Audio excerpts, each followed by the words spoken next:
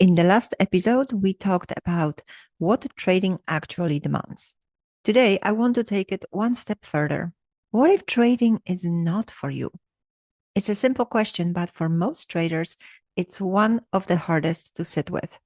Not because of what it means about trading, but because of what it might mean about you.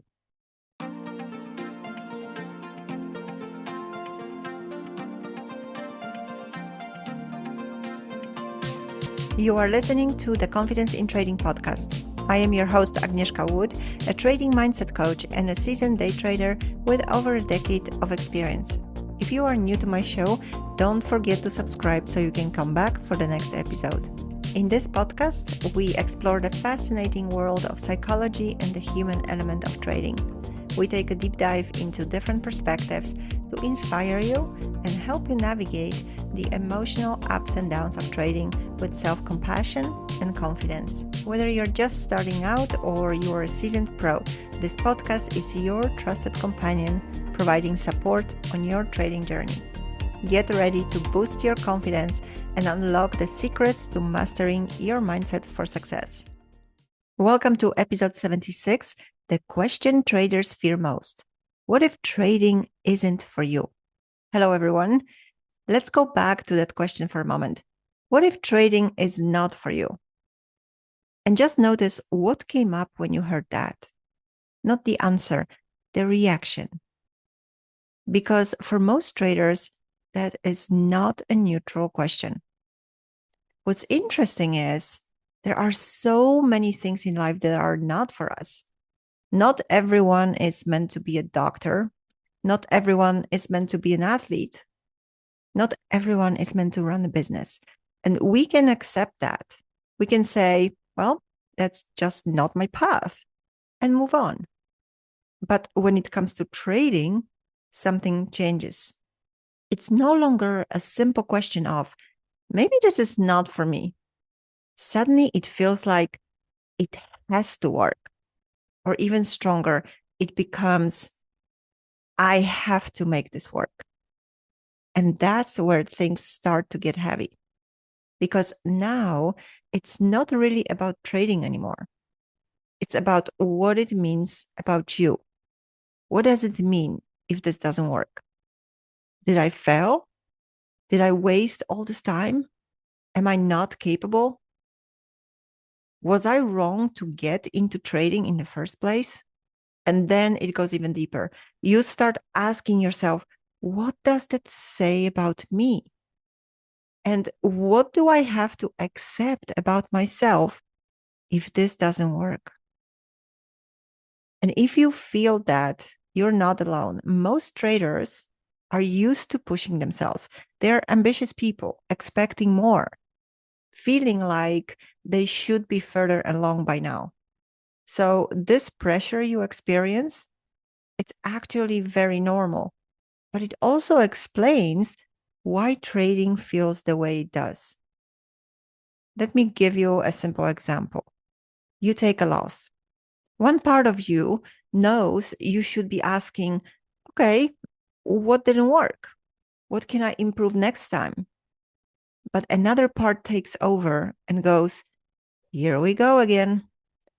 Why can't I make this work? What's wrong with me? And that part starts shaping your experience and everything that comes next. Because if that loss feels personal, you don't just move on, you react.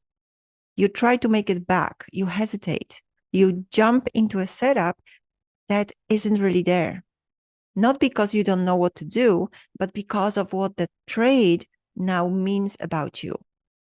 You are trying to protect your self-image. And this is where most traders get stuck. They are not just trading anymore, they're trying to prove something. I can do this. I'm good enough. This will work for me. And instead of building skill, instead of developing awareness and focusing on creating consistency over time, you're simply reacting. And when you are in that place, every trade starts to feel heavier. It's no longer just execution, it becomes emotional. and it becomes urgent. And unfortunately, trading doesn't do well with urgency because urgency makes you act before there's actually something to act on. So you start jumping into setups that aren't really there. You go in too early or you chase. You start forcing instead of executing. And the moment you are forcing, you are already outside your edge.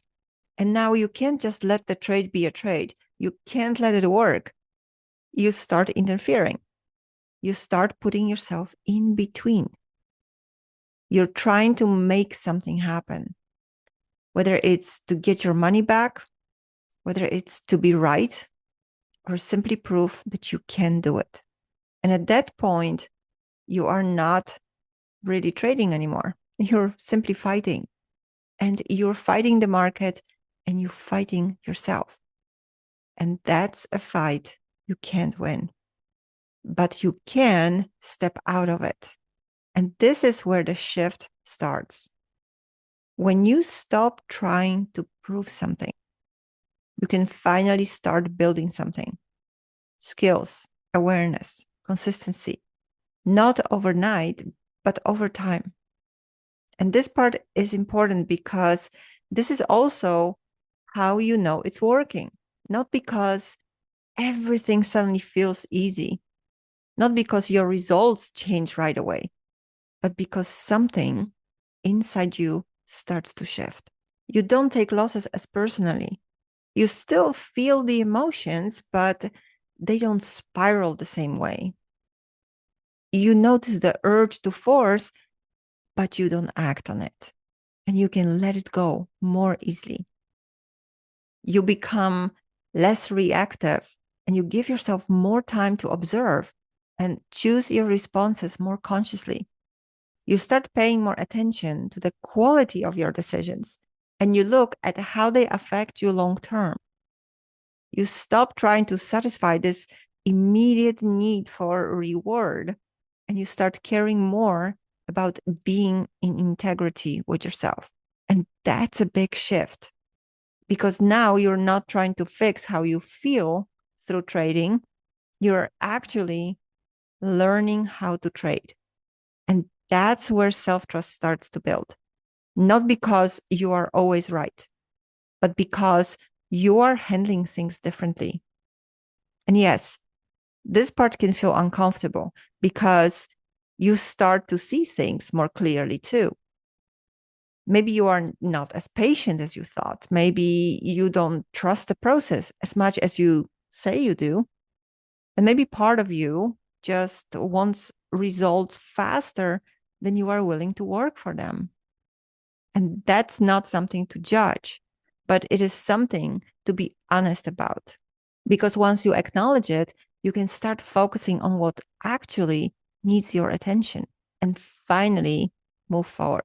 So maybe the question is not, is trading for me? But am I willing to become the person trading requires me to be? And listen, if the answer is no, that's not failure. It's honesty. Not everyone is meant to be a trader.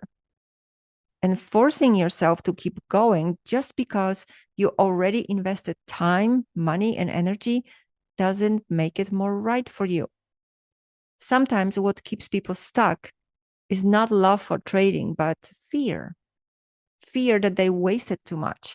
Fear that this was their last chance. Fear that letting go means something about them. But sometimes letting go of what keeps you stuck is exactly what gives you the freedom you were searching for in the first place. And that freedom starts with letting go of the fear. And if the answer is yes, then stop trying to prove it and start building it step by step without pressure. Because trading success is not something you force, it's something you grow into by moving in the right direction with integrity, with patience, with commitment. And instead of needing to prove something, you start becoming the trader you want to be. And that's how you finally give yourself a real chance to succeed. And if this resonates with you and you recognize yourself in this is exactly the work I do with traders. And you will find more details in the description.